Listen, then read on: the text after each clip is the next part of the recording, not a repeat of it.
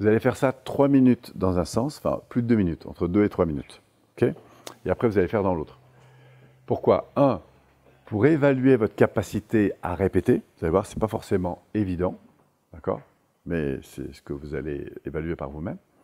Et puis la deuxième chose, c'est un point très important qu'on va voir, mais on va le voir à partir de l'expérience. Donc je ne peux pas vous le dire maintenant.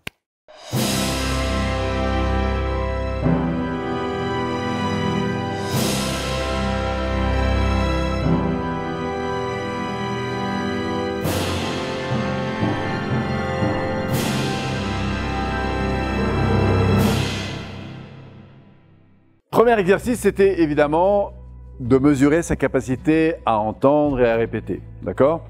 Et là, il n'y a pas d'enjeu émotionnel. Je veux dire par là que vous êtes centré sur la personne. Donc imaginez que la personne est en face de vous, qu'elle dit un truc. Alors si vous adhérez à ce qu'elle dit, c'est plus facile de l'écouter. Vous comprenez ça? Par contre, si elle dit un truc auquel vous n'adhérez pas, qu'est-ce qui se passe dans votre cerveau? Vous dites, attends, qu'est-ce qu'elle me raconte là? Et là, vous êtes parti dans votre propre cerveau, vous comprenez? Et comme le cerveau, il ne peut pas faire 50 choses en même temps, enfin je veux dire, du coup, votre attention, elle est plutôt préoccupée à ce que vous allez dire, vous comprenez? C'est pour ça qu'on perd beaucoup comme ça dans l'écoute. Parce qu'il y a une espèce de filtre comme ça qui va se faire, simplement parce qu'on va commencer à penser à ce qu'on va dire, et du coup on a un peu de mal à être vraiment dans la curiosité de cette différence. Vous comprenez?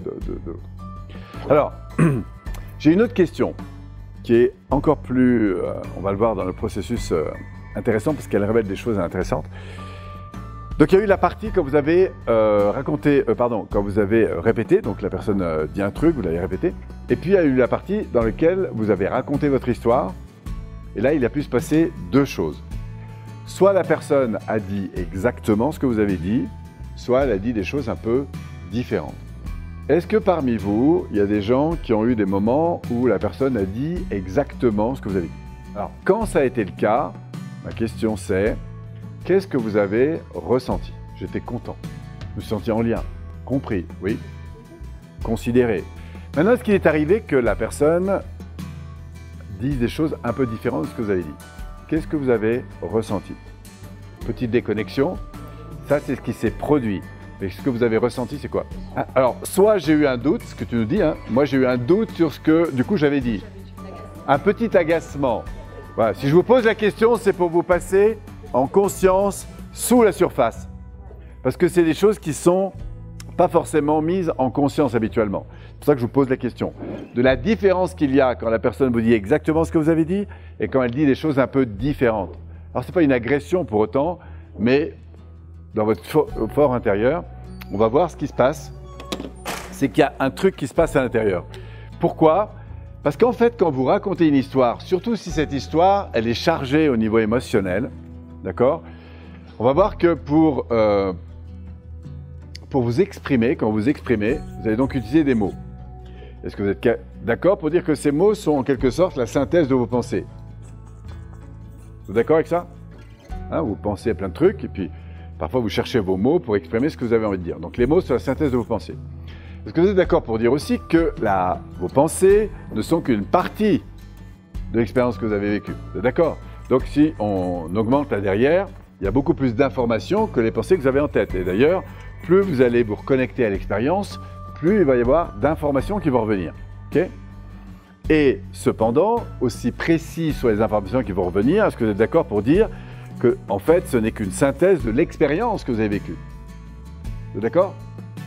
Parce que ça, en neurologie, on appelle ça une expérience vécue. Mais le mot que vous utilisez, lui, sur un plan neuronal, il est connecté par phénomène d'ancrage à cette expérience.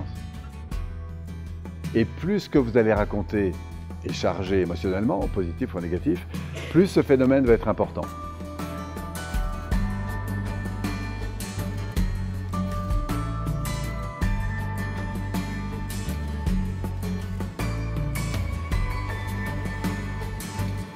Le mot que j'utilise ici, par exemple pour décrire, imaginez que je me promène le matin sur la plage, c'est magnifique, comme ça, je me sens tellement enthousiaste à l'égard de ce beau paysage, si vous me dites « Apollo, tu es heureux à l'égard… » Non, je ne suis pas heureux, je suis enthousiaste.